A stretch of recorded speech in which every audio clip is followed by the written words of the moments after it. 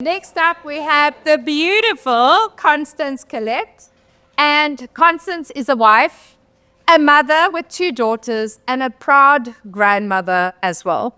She has 40 years experience as a career woman, and she's now stepping into a new chapter in her life.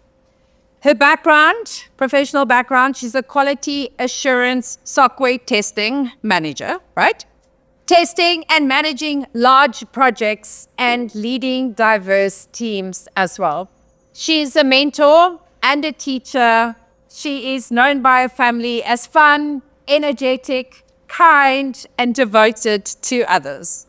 She thrives on learning and solving challenges, as well as helping people embrace their fears and with creativity. Constance Collett and her story, Fearfully Fearless.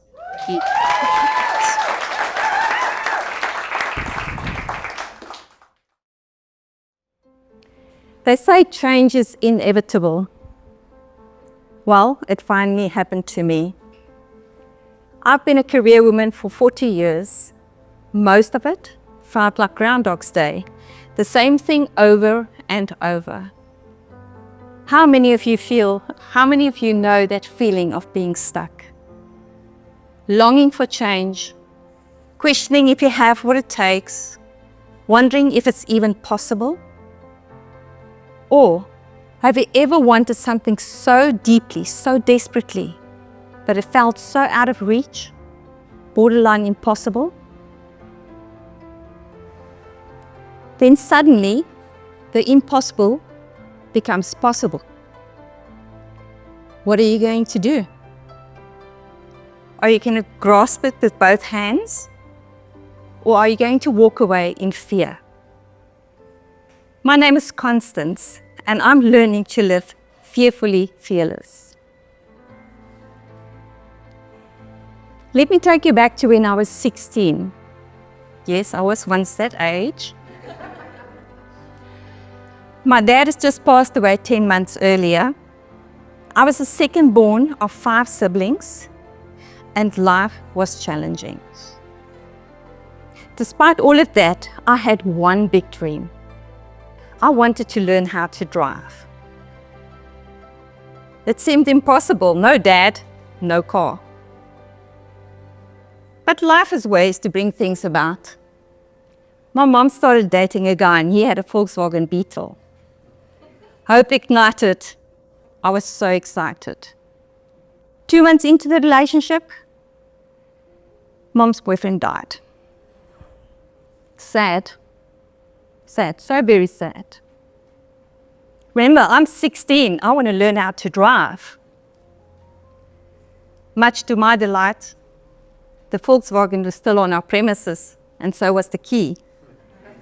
I could not contain my excitement.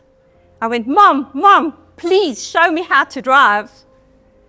My mom looked at me, she laughed, she says, my girl, I know how to drive, but I've never driven before.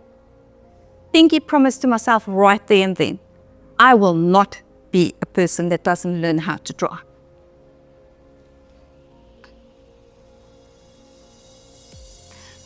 I nagged my mom till she caved. I literally dragged her to the Beetle. We got in. I put the keys in the ignition, and I looked over at my mom, my very own superhero. By the grace of God, with the help of his angels, we managed to get the Beetle out of the driveway and into the street.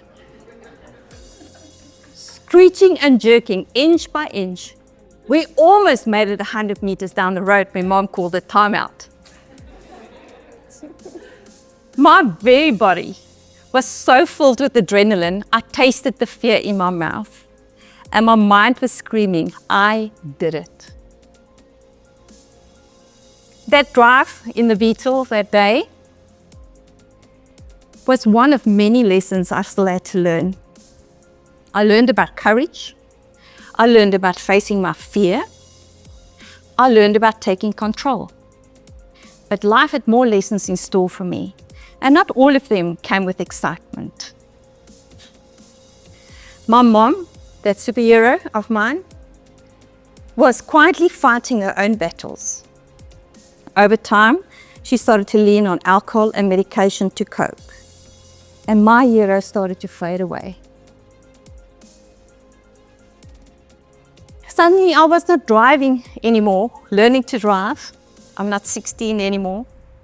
I became a standing parent for my younger siblings, taking on roles and responsibilities I didn't understand or even want. And one of those moments where Mom had some clarity, she said to me, God gave you to us to look after us. That calling landed on me like a shadow. For 35 years, I took on her vision. I worked hard, I kept my head down, and I made sure there was enough to go around. I became a wife, a mother, and an unyielding guardian to siblings who never released their grip on me. I longed for change, but guilt and obligation tied us together like a bond that was unbreakable. But don't worry, this is not all doom and gloom. That 16-year-old in me was still alive, still waiting for a moment to shine through. So I started taking up scuba diving. Landed up at Aliwal Shoal, basking in a warm summer afternoon, cool breeze coming off a dark blue sea. We were getting ready for our dive. My body was filled with excitement. I was so scared, and I was waiting for this moment to be on this boat. We were diving a Raggie's Cave. Raggie's Cave is a keeper of ragged-tooth, blacktip, and tiger sharks. Our instructor called for us to launch, and my heart was pounding. Within minutes, we reached our diving spot. They called for us to drop. Moments later, I was in another universe. Vast amounts of waters, beautiful colors exploding everywhere, tranquil, quiet, just being in awe with everything, just the bubbles that you're breathing that's making a noise. We reached our 15 meters to level out. We all looked at our instructor, ready for the next signal. Suddenly, there were sharks everywhere. My heart was pounding so loud, and I was breathing so hard that my bubbles exploded. It sounded like cannon shots. And I was looking everywhere, and it felt like I will not ever be able to breathe again properly. But finally, my training kicked in. I started to calm down, regulate my breathing, and as I looked up at my bubbles, I gave myself permission to let go and to take on the new. I was back, that 16-year-old, resurfaced, refusing to return. That first shaky drive in the Beetle, from becoming a standing parent for my siblings to diving with the sharks, has taught me a lot about courage. It's not always about stepping up. It's sometimes about letting go.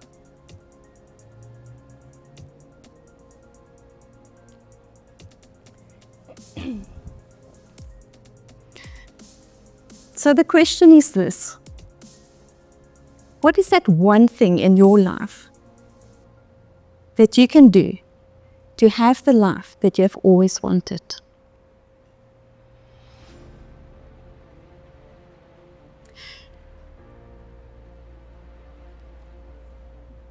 Change isn't easy, but being stuck is not that great either.